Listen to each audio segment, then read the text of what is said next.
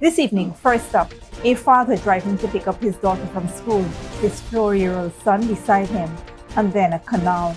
Both are gone, and the Limlair Village community is left devastated by a tragedy that unfolded in seconds. Then, free ferries, live music underwater, and thousands of Guyanese heading to Fort Island to celebrate 60 years of independence. Minister Edghill says the vessels are ready and every citizen who wants to be there will get there. Plus, a brand new brick-built ferry is joining Guyana's fleet, air-conditioned, built in 2024, and capable of carrying over 200 passengers and nearly 800 vehicles. Region 1 commuters are finally getting relief. Meanwhile, a Hospitality and Tourism Institute is coming to Port Mourant, with 12 international hotels already under construction across Guyana. The government says the time to train the workforce is now. First, students are expected by September 2027. And Ebola is spreading in eastern Congo. At least 130 confirmed dead. Hundreds under monitoring, and emergency supplies just beginning to arrive in one of Africa's most unstable and conflict-prone regions. These stories and more coming up. Stay with us.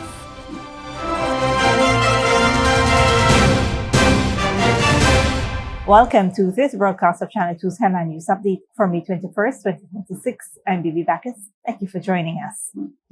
First up, what may begin as a joke, a dare, or harmless fun can change your life and someone else's in an instant.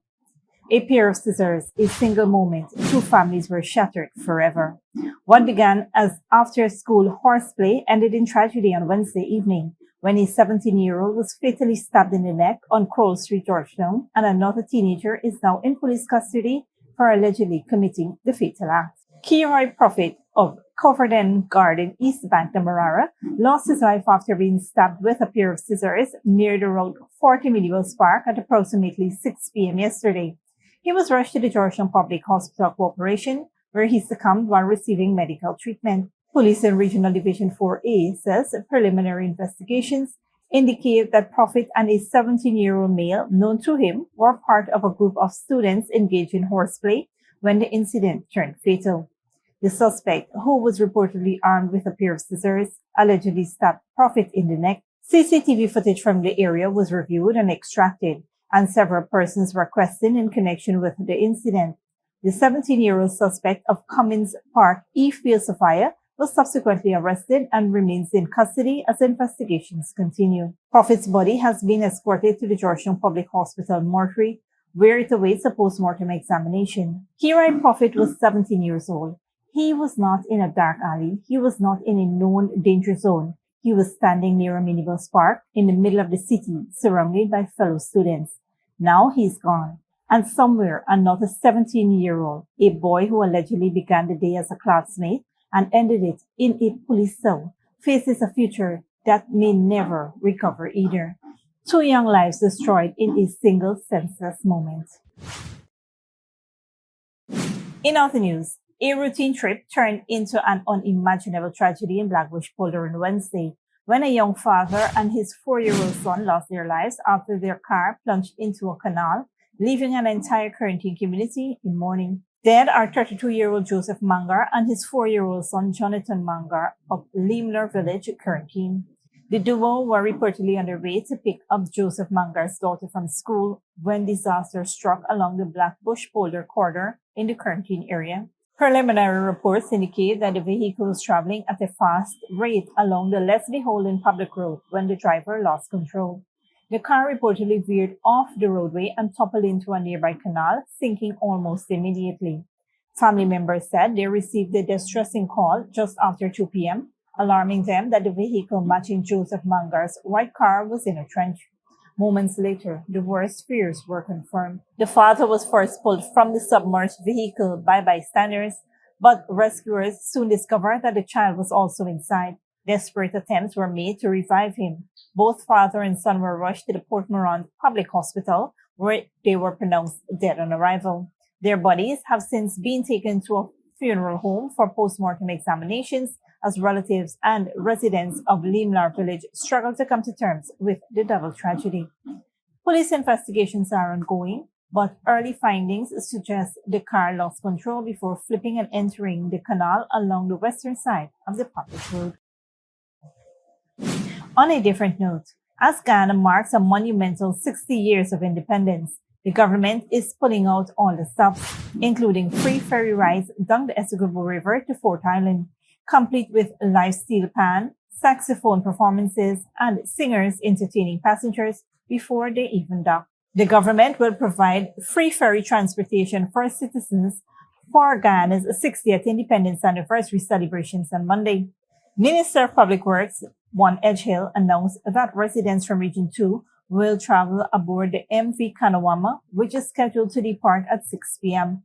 From Perica, 3 vessels will follow in waves. A VIP ferry that departs at 7 p.m. carrying ministers, permanent secretaries, agency heads, and guests. A general passenger vessel departs at 7:30 p.m. and the MV Kanawaru 1899 is scheduled to depart at 7:45 with a capacity for approximately 2,500 passengers. Authorities have also arranged parking facilities at the National Track and Field Center in Lenora, where shuttle buses will transport passengers to Perica. No private vehicles will be allowed aboard the ferries. Minister Edghill said the government is making the arrangements to ensure all Guyanese who wish to attend the celebrations are accommodated. The minister noted that 2 additional vessels will remain in operation to ensure regular transportation services for truckers, merchants, and supplies are not disrupted during the celebrations. He also encouraged citizens to attend the sunrise glorification service scheduled for Monday morning at the State House.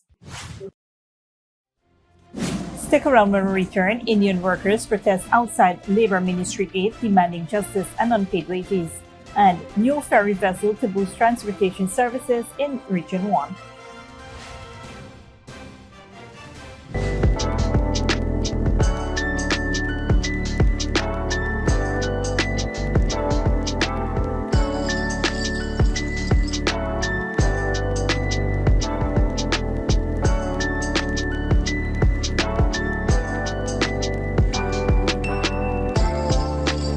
Good girl forget things. What's the problem, Granny? I want money for borrow for those surgery. I was dancing and I fall and fracture my hip. If you need some quick money, you should check Lender's Jewelry and Pawn Shop. Lender's Jewelry and Pawn Shop, Lot 238 South Road, Border, Georgetown. Get jewelry made to order in just 72 hours. We also accept vehicles. Lender's, best rates, longest payback period. Boys, I get through. Plus, I could dance again. Lender's Jewelry and Pawn Shop.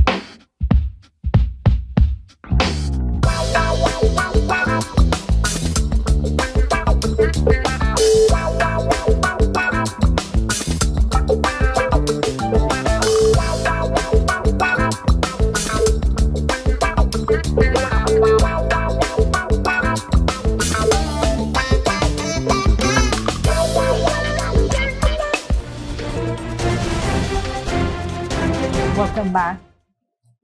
38 Indian nationals took their fight to the streets earlier today, staging a vocal protest outside the Ministry of Labor, refusing to be silenced until they receive the wages they are owed and the justice they deserve.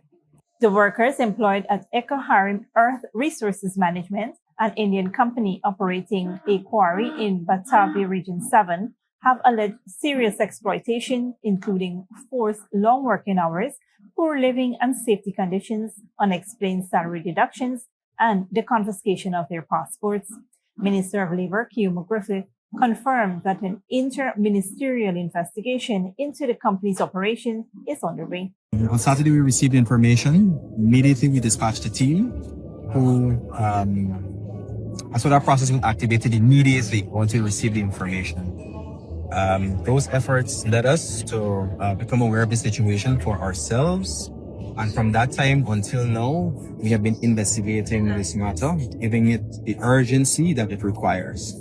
On Monday, I met with the Indian High Commissioner at the ministry, and I also met with all of the Indian nationals.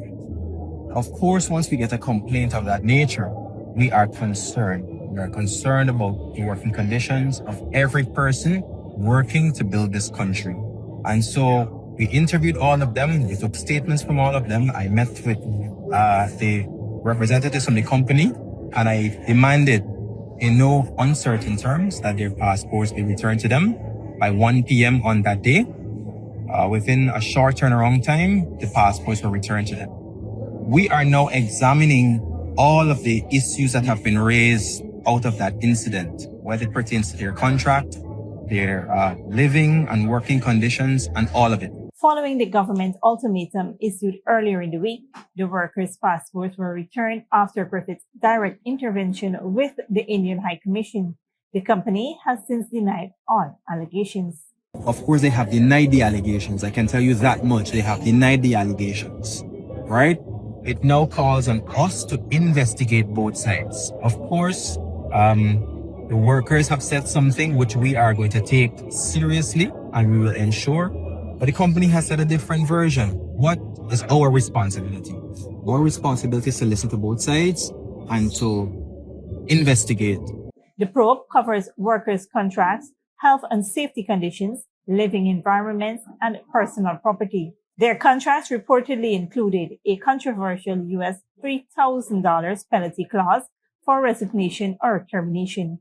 When pressed on whether passport confiscation amounted to human trafficking, the minister declined to make that determination pending a full investigation. It's important for me to say that they have denied that there was any retention of the passports. I have to say that because that's what they said to me, right? The passport, the situation has been rectified.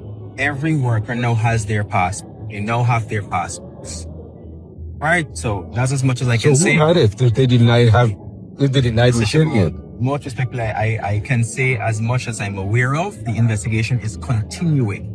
I can't speak to, please remember that I also have to be advised by my technical officers, right? I'm not going to make an allegation of human trafficking without information. Tragically, one worker died during their employment, while another who allegedly lost 4 fingers on the job has since returned to India. For these 38 men, this is not just about unpaid wages. It is about dignity, safety, and the fundamental right to be treated as human beings. They came to Guyana seeking opportunity. What they allegedly found was exploitation. As the investigation continues, one thing is certain. Their voices have been heard. Their protest has put this matter firmly in the public eye, and Guyana and the world is watching to see if justice will be served. Moving on, residents of Region 1 are expected to benefit from improved ferry transportation services with the addition of a new Greek vessel to the Transport and Harbors Department fleet. During an inspection of the vessel on Wednesday, Minister of Public Works Bishop Edghill said the acquisition will increase the number of ferries operating along the Region 1 route to 4, improving efficiency and service for commuters. The vessel will join the MV Alicia, MV Kimbia, and MV Kanawama in serving communities including Mabaruma and Port Kaituma. Built in 2024, this Greek vessel is among the newest vessels acquired by the department and is expected to be officially renamed by President Dr. Mohamed Irfan. The ferry can accommodate 264 seated passengers, approximately 82 cars, and 19 trucks, and is fully air-conditioned. Authorities are also exploring the introduction of Wi-Fi services across the government's fleet. According to MARI Director General Stephen Thomas, several upgrades were completed on the vessel, including additional accommodation areas, new sanitary facilities, and improvements to crew spaces. The vessel is also expected to participate in Ghana's 60th anniversary independence anniversary. The vessel is also expected to participate in Ghana's 60th independence anniversary celebration during the Diamond Odyssey cruise event this weekend. In other news, Ghana is set to strengthen its tourism workforce with the opening of a new hospitality and tourism institute in Port Mourant, Region 6, which is expected to welcome its first batch of students by September 2027.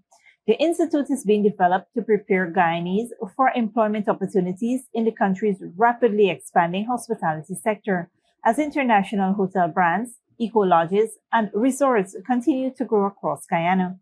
Director of Ghana Technical Training College, Professor Clement Sanak, said the facility will address the increasing demand for skilled workers in tourism and hospitality, noting that nearly 12 international hotels are currently under construction or preparing to open locally.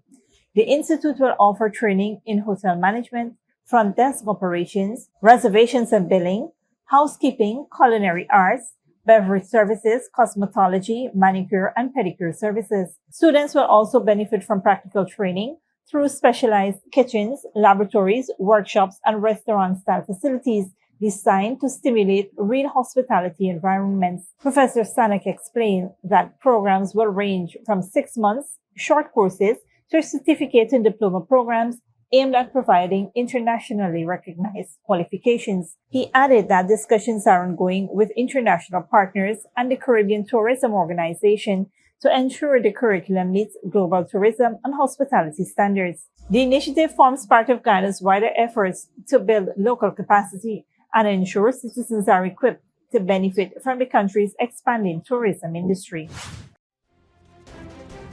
So going after the break, Venezuelans voice frustration as hardship persists after Maduro's capture, and Bolivia's La Paz under heavy security as anti-government protests blockades choke supplies.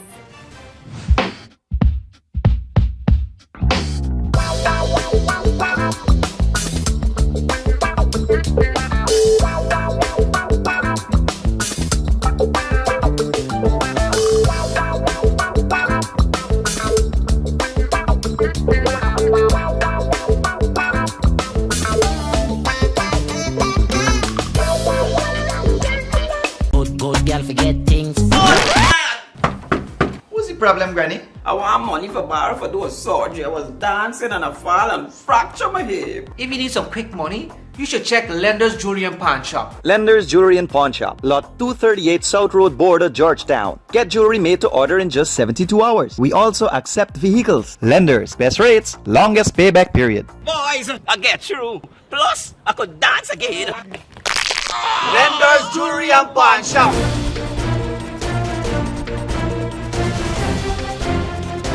Welcome back. Now we take a look at what's happening in the region and around the world.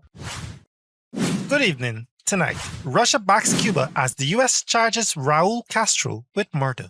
Washington opens a second criminal probe into Nicolas Maduro. Bolivia's capital stays on lockdown after anti-government protests. And Ebola claims at least 130 lives as health agencies scramble to contain the outbreak. We will begin in Cuba. Russia has vowed to provide active support to Cuba following the United States' announcement of murder charges against former President Raul Castro. Russian Foreign Minister spokeswoman Maria Zakharova condemned Washington's actions as interference in a sovereign state's affair, reaffirming full solidarity with the Cuban people. She accused the US of demonstrating intolerance towards dissent while tightening what she describes as its sanction noose around the island. The United States is pursuing a second criminal investigation into former Venezuelan President Nicolas Maduro, 5 months after he was captured by US forces during a military operation in Caracas. People are facing even more economic hardship. Al Jazeera's Nora Soto reports. This is one of Caracas' busiest commercial corridors. 5 months after Nicolas Maduro's capture, many Venezuelans say that daily life still feels dominated by economic hardship and uncertainty. While interim government speaks about recovery and reform, frustration is increasingly visible on the streets. At first, many Venezuelans welcomed the removal of former President Nicolas Maduro. Some hoped the political transition would stabilize the economy after years of financial crisis and international isolation. But months later, many families say they don't see changes in their daily life. Prices continue to rise faster than their salaries, and many workers still depend on informal jobs or remittances from relatives living abroad just to afford basic services. Everything is the same, and even worse. I don't see any change. To me, nothing looks different. You work and you don't see anything. Everything looks just like it was before. This week, student demonstrations and small protests once again brought attention to the issue of political prisoners in Venezuela. The protests followed the death of political prisoner Victor Caro, who died while in state custody. The demonstrations also reignited criticism of the country's amnesty law approved earlier this year, with many Venezuelans arguing it has failed to bring about meaningful results to families that have been affected by political detentions. It's a lie that after January the 3rd we're all celebrating and dancing. That's not true. Things are tougher now, much harder. The dollar has skyrocketed and what people earn isn't enough to buy anything. At the same time, interim President Delcy Rodriguez has promised closer ties with the Trump administration while promoting reforms aimed at attracting foreign investment in Venezuela's oil and mining sector. But recent comments by President Trump suggesting Venezuela could become America's 51st state has sparked a debate about sovereignty and U.S. influence in the country's transition. What worries us most is Venezuelans' purchasing power. Money just isn't enough. We were expecting better salaries. We had different expectations. I think the interests being prioritized are actually the ones coming from abroad. For many Venezuelans, the jury is still out on interim President Delcy Rodriguez. With 6 months to go before the first anniversary of Maduro's removal, people here are waiting to see whether promised economic improvements will materialize, whether political prisoners will truly be released, and whether the country will move toward internationally recognized elections. Nori Soto, Al Jazeera, Caracas. A day after protesters tried to storm central La Paz, Bolivia's capital remains under heavy security. Anti-government demonstrations over fuel shortages, inflation, and the economy have paralyzed parts of the country, increasing pressure on President Rodrigo Paz just 6 months into his term. Al Jazeera's Alexandro Rampietti reports. A day after violent confrontation shook the capital again, police inspect what's left of a burned vehicle in downtown La Paz, while soldiers with tanks stand guard around Bolivia's presidential palace. For 2 weeks now, teachers, indigenous groups, transport unions, farmers and miners have been taking to the streets. Their demands vary, from higher wages and cheaper fuel to opposition against proposed privatization and economic measures. They're calling for President Rodrigo Paz to step down. The demonstrations have also set up roadblocks across Bolivia. At least 32 were reported on Tuesday, blocking trucks and contributing to shortages. It's unfortunate that we have to suffer like this in this country. There's no produce, no diesel, no basic food staples because of the strike and the blockades. It's difficult to be in La Paz. It's as if we were under siege. In the capital and neighboring El Alto, many businesses remain closed and garbage is piling up. Hospitals warn that essential supplies are struggling to arrive. We need medicines and supplies that, because of the blockades, we cannot receive. High-level hospitals also need food, oxygen and surgical supplies that are extremely difficult to access under these conditions. Meanwhile, U.S. Deputy Secretary of State Christopher Landau says he spoke with President Paz on Tuesday and accused his opponents of trying to overthrow Bolivia's government with support from organized crime and drug traffickers. The unrest is becoming the biggest challenge yet for Rodrigo Paz, elected only 6 months ago, promising market-friendly reforms to reverse years of fuel shortages and lack of foreign currency. The government says it will not negotiate any demand for the president's resignation, but as protests spread and shortages worsen, his grip on power appears increasingly uncertain. Alessandro Rampietti, Al Jazeera. Health authorities and aid agencies are racing to curb the spread of Ebola in one of Africa's most unstable regions. At least 130 people have been confirmed dead and hundreds of people are being monitored. Al Jazeera's Alan Waikani reports. Cargo planes carrying medical supplies are arriving in Bunia, in the town at the center of the Ebola outbreak in Eastern Democratic Republic of Congo. Aid agencies and health officials are expanding emergency operation as the number of cases rises. This is the first cargo among many others that we are going to bring here in support of local authorities in response to this Ebola outbreak. This first shipment includes 16 tons of protection and prevention equipment, which will be sent to different treatment centers. Authorities say they are racing against time. They have intensified temperature screening campaigns and contact tracing in Bunya and the surrounding communities and are monitoring hundreds of suspected cases. With the help of equipment from partners, we will be able to put in place contact tracing and prevention measures with a strong communication system within the community so we can stop the spread of the outbreak. But there are fears the movement of people could accelerate the spread of the virus. This is Goma, the capital of neighboring North Kivu province. Medical teams, officials from the World Health Organization and authorities aligned with the Rwandan-backed M23 rebel group are expecting former Ebola and COVID-19 treatment center they plan to reopen. But they face major challenges.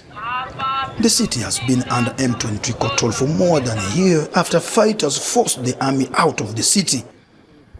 The airport is still closed, business activities are slowed, and Rwanda's closure of its border crossing has increased fears among families already struggling to put food on the table.